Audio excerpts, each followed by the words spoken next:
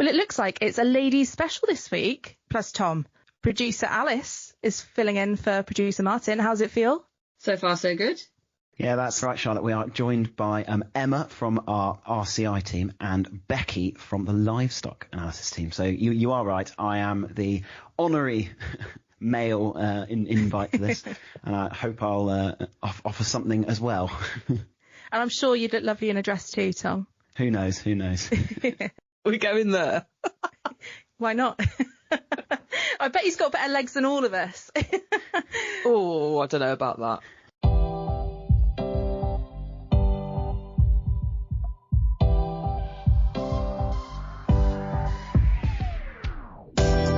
Hello, I'm Charlotte Fawkes-Rees. I'm Tom Spencer. And I'm Hannah Clark. And this is Aganomics, your weekly dose of analysis from the worlds of economics and agriculture. This week, we'll be talking to two of our AHDB colleagues, Becky Smith, who will be taking us through the outlook for beef. And Emma Wantling will be telling us all about beef demand, predictions and performance. Yes, they'll both be helping us understand the current state of the beef market. Giving us a steer, if you will. Oh dear. Oh, that's terrible, Tom. I've eaten a lot of steak this week in the name of research.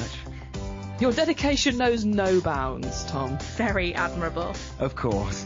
We'll also be looking at a few top news stories and answering this week's big question. Remember, new episodes drop at midday every Wednesday, so follow us wherever you listen to podcasts to make sure you don't miss a show. And do get in touch. Email us at agonomics@hdb.org.uk. Hello, team. Another Agonomics episode is upon us. How are we all doing? Excellent. All the better for being here with you. We've had some exciting staff news recently, haven't we, Charlotte? Yeah, really exciting. So I think, actually, Emily, she was a little bit cagey with us, wasn't she, Tom, the other week when she was on, about the whole what's going on with the CEO recruitment process for HDB. Well, we had announced recently that we have had an interim CEO appointed. So seeing as this is a ladies special this week, very fitting that we have got a female interim CEO, Janet Swadling, OBE. So from the 19th of August, she will be taking on the role, while we have Graham, unfortunately, departing on the 22nd of August. So very exciting times here at HDB. You mentioned Emily. I'm gutted I was not able to join you guys when you spoke to her a couple of weeks ago. The episode sounded really good, though, when I listened back. How was it? She was brilliant, wasn't she, Tom? Yeah, she was fantastic. I thought she gave some really nuanced answers to some of the questions we posed her, even if we did sort of ask some tricky ones. But it was fascinating to see where she's come from in the world of agriculture before she stepped into her role as chair of AHDB. And I think very importantly, she did take on board my comments about making sure that within the interview process, they do ask about how they feel about buying ice creams for the HDB team. So that is a very important thing to get in there. Talking about dairy, Tom, I think you've picked up something along those lines in the news this week. Yes, we've had some interesting research done by Somya from our dairy team on global dairy supply trends. Some really interesting things in here. Dairy is predicted to remain the fastest growing livestock sector globally. However, the sort of drivers of growth will vary by region, because there's different parts of the world producing at different speeds. But sort of top line that's coming from that, global milk production is forecast to grow by around 1.8% per year by 2034. And I know I went into the swimming pools filled of milk that we produce in the UK, but I haven't done the math on this one because it is even larger. But 1,146 million metric tons is the going to be the supply in 2034 predicted. But that's driven mainly by increase in milk yields per cow rather than necessarily the number of cows that are coming through. So some, really interesting stuff. And if you do want to read that article, it is on our website, ahdb.org.uk, because, some really interesting stats that have come through from there. So thank you, Somya. Hannah, what have you got for us in the news this week? Yeah, so on the theme of big analysis pieces, our colleague in the economics department, Amandeep Kaur Puriwal, has released or has been in charge of releasing a huge piece of research on UK export prospects for red meat and dairy. So this is a massive piece of analysis that looks at the opportunities for the UK for trade across the globe. It's not the first time we've done this kind of research. We covered this kind of topic several years ago, but we have revised and updated this new set of analysis specifically looking at Europe to start with. There will be more coming down the line in future, looking at other areas of the world. The EU is a massive market for the UK. We've traded with Europe for decades, and it takes around 83% of UK red meat and dairy exports by value, so it's huge. I'm not going to give too many spoilers away. The report is online, but we'll be speaking to Amandeep in more detail on the analysis and to really get the value out of the report in a few weeks' time on the podcast. So stay tuned for that one. But in the meantime, it is all on the website if you want to go and have a read. I think I'm going to have to go and catch up on that. It does sound really interesting, especially with all the discussion we've had the last few weeks about how important trade's going to be for us going forward. So yeah, I'm really looking forward to that. Can't wait to have her on the show. And I think that draws us to the end of the news, and we will be back with our two guests after a quick break. Hi, I'm Annabelle Twinbarrow, analyst at the AHDB, here with a look at the domestic dairy market for the week commencing 28th of July. Positive dairy economics from the beginning of the season have continued to boost milk volumes, with the latest data for July showing a 4.4% increase in GB milk deliveries compared to July 2024. Milk price announcements are mostly steady and the milk to feed price ratio still looks to be extremely favourable.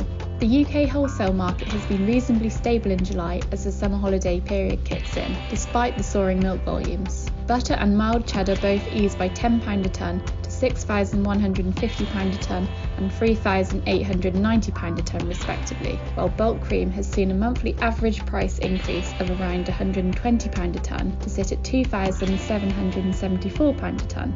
S&P eased back by £10 a tonne month on month to sit at £1,970 a tonne. For the latest data and analysis in red meat, dairy and arable markets, head to ahdb.org.uk and click on Markets and Prices.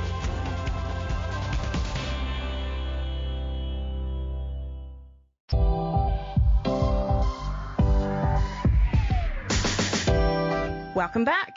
And remember, we have new episodes which drop every Wednesday at midday. So make sure to follow us wherever you listen to your podcast to make sure you don't miss a show. Now, I'm very much looking forward to our next guests. So we are joined by Becky Smith and Emma Wantling, and they're going to be taking us through what's the story with beef. And we all know, I mean, we've spoken about this several times on the show now, haven't we? It's been quite a challenging year, perhaps. So come on, what's the story, Becky? What do we need to know? What's going on in the world of beef? Thanks for having me. So yeah, you're right. It's been a pretty dynamic time in the beef market. And I think really all eyes to see what's going to happen for the rest of the year. So yeah, as you said, we saw those really, really high prices in the first part of this year, really affecting slaughter levels and driving them up quite a lot. And we've seen those numbers kind of fall back in the last little while. So looking forward, I guess our headline figure is we're expecting a 4% fall in UK beef production for the full year of 2025. So that'll total 885,000 tonnes. How does that then compare with previous years? Obviously, if we're down 4% on last year, are we seeing a decline on a decline, or did we have peaks? What's the story that we've seen previously? Yeah, great question. So we saw really booming production last year, particularly in that second half of the year. We saw a real strong demand based back against kind of tighter supplies, but really saw that demand driving supplies up in 24. If we look back historically, we're expecting 2025 to be a bit more in line with 23, but kind of historically low cattle numbers.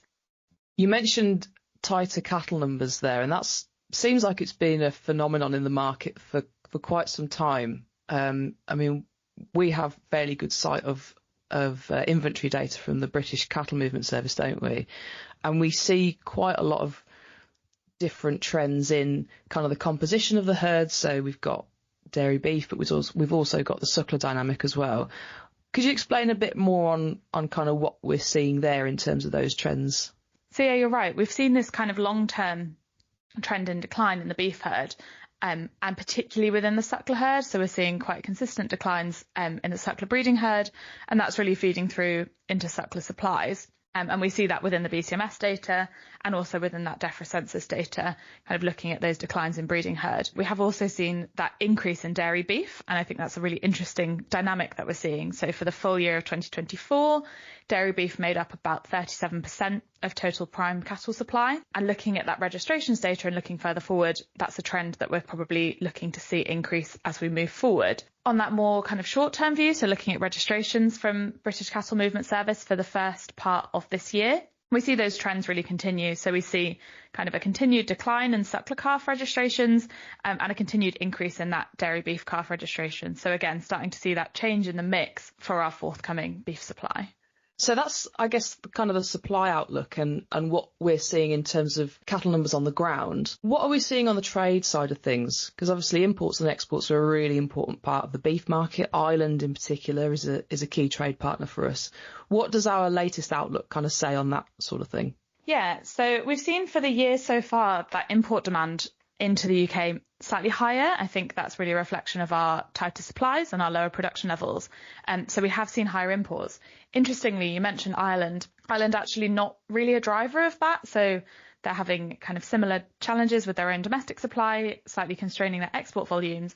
And we've seen that price differential between GB and Ireland close in recent months, making that import from Ireland slightly less appealing. What that does mean is we're seeing our other minority suppliers, places like Brazil and Australia, kind of filling in and increasing our imports there. And that's something that we probably expect to continue for the rest of the year. I think an important caveat to that is probably to recognise that Ireland is still our majority import supplier, and these smaller markets only make up about 10% of imports, but they are becoming kind of increasingly important.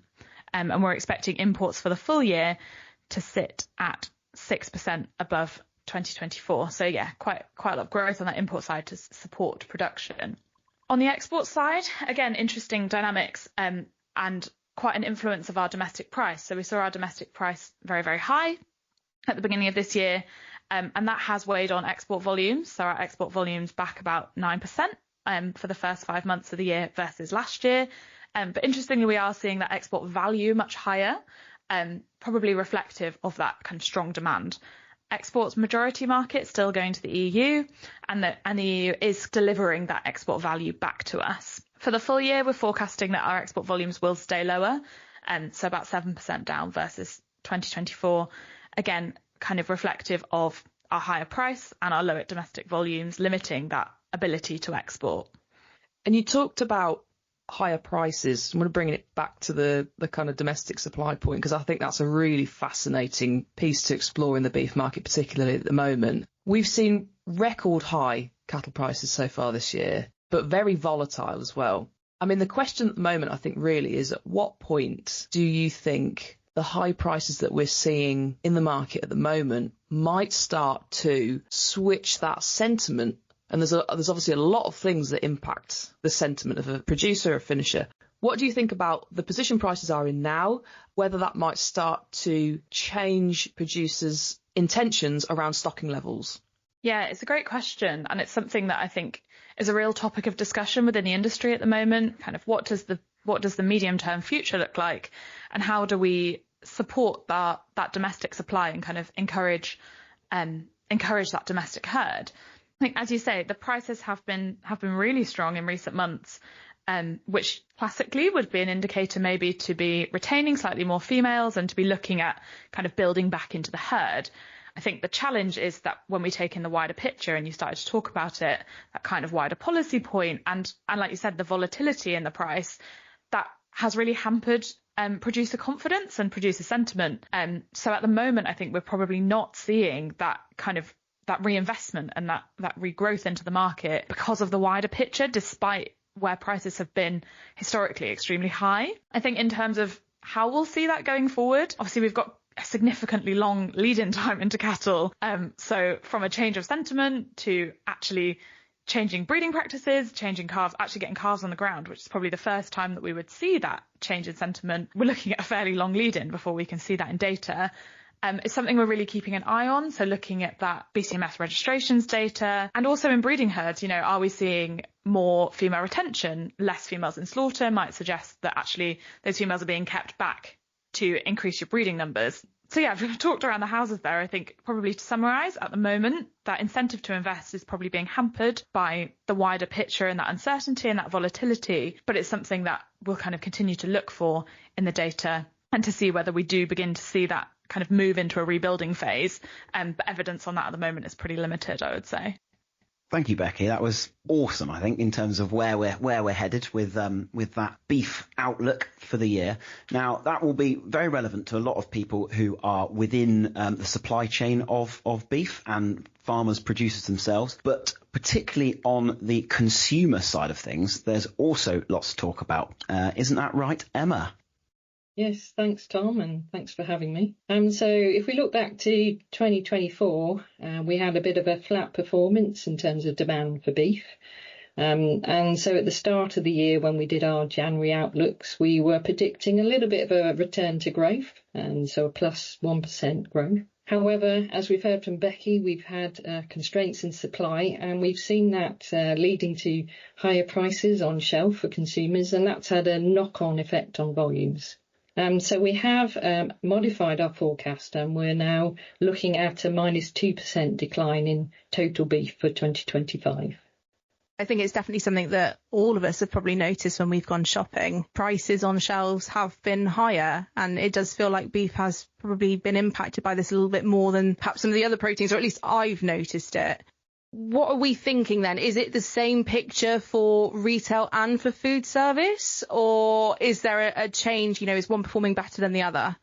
So if we think about retail for the second quarter of this year, prices have increased 11% for total beef, so huge price increases. And that's led to a big decline in volumes, so minus 4% in volumes. And we're seeing consumers reacting in different ways. So some consumers are spending less on the cuts that they'd normally buy.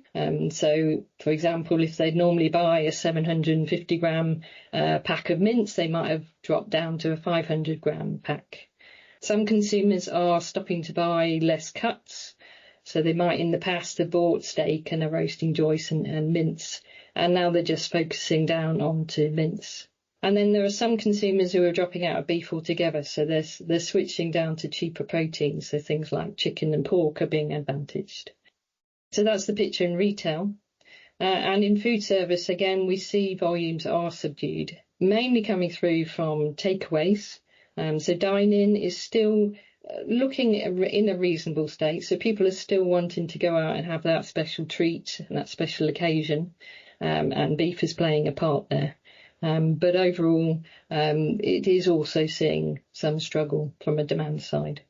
I'm sensing a little bit of pessimism possibly in the outlook for beef demand for the rest of the year. What are the opportunities that the sector could kind of capitalise on to make sure we're really keeping that beef in front of consumers and driving that demand? Yeah, absolutely. So it's about keeping beef top in mind for consumers. So from a retail perspective, thinking about how we can make beef available and affordable for our consumers.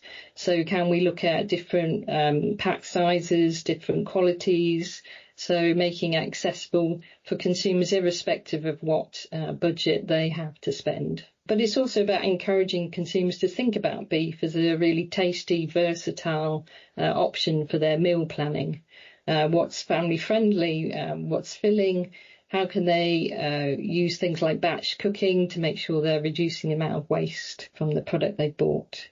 And of course, beef is a wonderful, tasty, nutritional product. So how can we communicate those benefits to consumers? And that's one thing that the AHDB Let's Eat Balanced campaign brings to life for our consumers.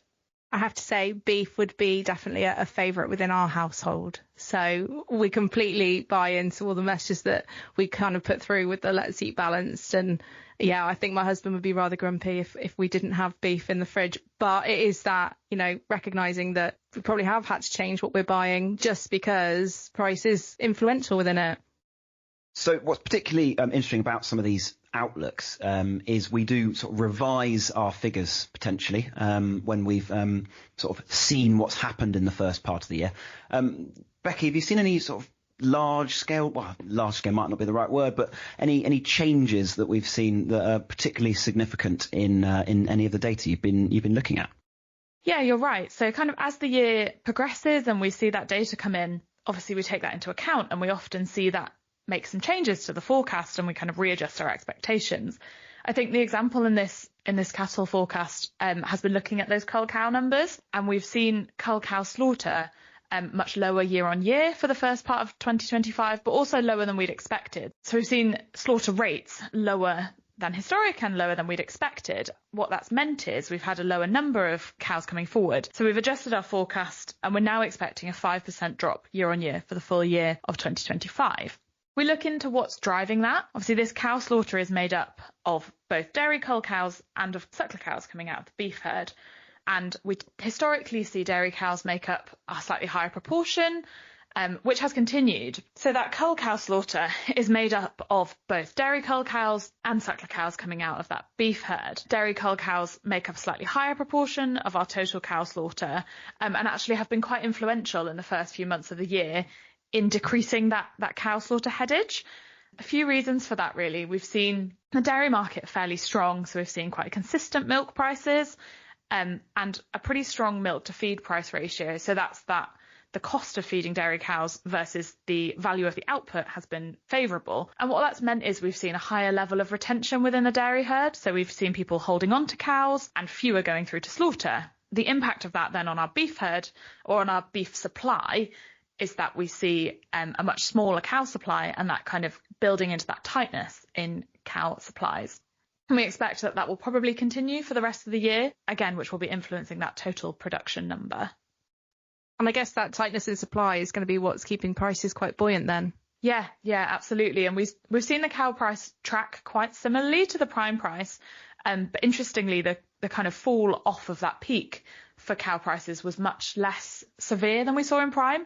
And I think you're right, that's totally underpinned by that supply tightness. I mean, obviously the demand side also has an influence, but we're seeing that supply side really, really influencing the cow price. So Emma, we've seen that obviously, and we've mentioned that price has been, what did you say, 11% increase in the last quarter for beef pricing. At some point that is going to be filtering through to the consumer and they might be then second guessing their purchases. Absolutely. Together with Quality Meats Scotland, we've been doing a piece of new research, working with World Panel by Numerator UK, looking at modelling what happens if beef prices continue to rise and what's the impact on consumer behaviour and what's the ultimate impact on volumes. So that analysis is coming soon and hopefully I can come back and chat to you all about that in another episode. Yeah, I think that would be really interesting to our listeners. And it's certainly something that we're interested in because it's been a topic which we've discussed several times about, cool, what's going on now with beef? Yes, how much is my steak going to cost at the supermarket? And will I be the one affected and going to make more of a cottage pie instead? I think it's time for a quick break after all that beef chat, don't you? Go and make myself a steak. If you're quick. That's right. We'll be back with the big question after a short interlude. If you're looking to bring new talent into your business, then the Pig Industry Scholarship Programme could be for you. Known as PISP, the initiative developed by AHDB, the National Pig Association and Harper Adams University recruits highly qualified agriculture students into the pig industry and associated trade. It's a fantastic way for farm businesses to gain staff and help train the next generation by offering valuable hands-on 12-month work placements. The deadline to express your interest for the 2026-27 academic year is Monday the 2nd of September. For more, visit ahdb.org.uk and search for Pig Industry Scholarship.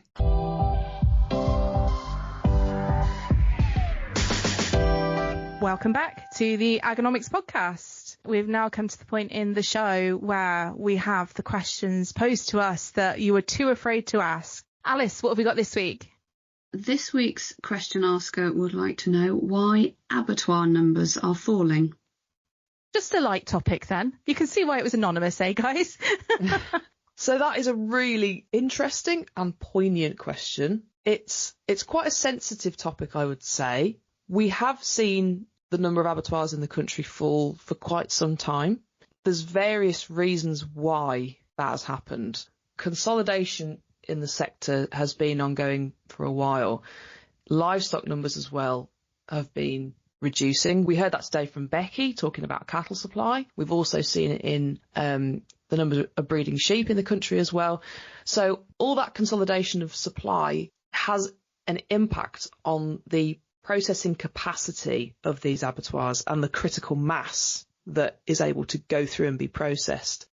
I suppose we also saw the issues that COVID and Brexit brought around with getting in the skilled workers for processing at these abattoirs. And if you don't have the bodies there to do the processing, obviously you can't have the livestock going through. So that is going to be putting that pressure and that tightness on those abattoirs and whether they can be viable and whether they can process what they need to be doing. Yeah, that's right. These costs are rising, margins are tighter, and it is becoming harder and harder for a smaller plant to sort of spread those costs. Unlike the bigger, more consolidated abattoirs, those ones sort of who are able to sort of invest in automation, integration, pushing for sort of uniform batches and sort of tightening up that supply chain, that they're the businesses that have been sort of more suitably situated in being able to sort of react to these changes that we've seen over the past 5 years or so. Definitely. And I think this topic is something that we will be looking at in more detail going forward. The whole discussion around critical mass of livestock, around domestic processing capacity in the UK is something that is so important for the industry, not only for production, but also food security, self-sufficiency more widely. It's massively important, because if you don't have that really important middle sector of processing, you don't have production. Farmers need processors as much as processors need the supply coming off farm. So watching this and producing analysis on this where we can will be super important to bring that evidence into what's happening in the sector. But we shall pause it there without too many spoilers, because our colleague Annabelle Twinborough has written a piece looking at this very topic in detail. And I think it would be an excellent opportunity to get her on the pod to talk about this in more detail. 100%. I know, having spoken to her recently, there's lots of really interesting stats that she's been able to delve into about sort of the numbers of abattoirs there are, what that trend has been looking like, and potentially those sort of detailed reasonings behind what's happening and what might be next for the sector. We'll make sure we get her on the pod then, I think, in the next couple of weeks, get her to talk us through everything. So while we might not have actually answered this question for you, we will be getting an answer in a later episode. So listen in a couple of weeks' time. Well, I think we've just about come to the end of our episode. Thank you so much to Becky, to Emma, for telling us their thoughts on what's going to happen in the beef market for the rest of the year. A fascinating sector. Thank you, Charlotte. Thank you, Tom. We've had some fascinating discussion today. How was it being one of the ladies, Tom? Oh, I think you tell me. I think I've held my own. You fit in well, don't you worry. Thank you. And don't forget, episodes drop Wednesdays at midday. Be there, be square. Join us in this nerdy community of agonomics. If you've got a question you've always wanted to ask, please do get in touch. Or if you've got a topic you'd like us to chat about on the pod, you can drop us an email at agonomics@ahdb.org.uk. And don't forget to subscribe to us wherever you get your podcasts. Speak to you next week. Bye. Bye.